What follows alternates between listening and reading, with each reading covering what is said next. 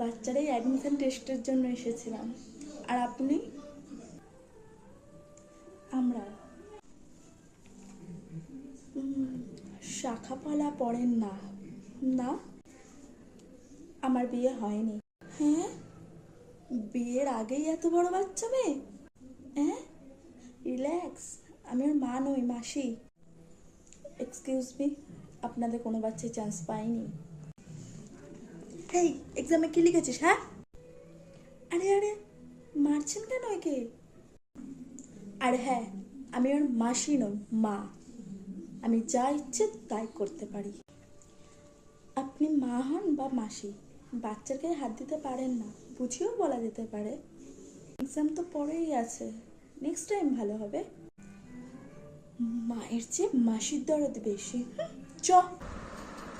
Subscribe.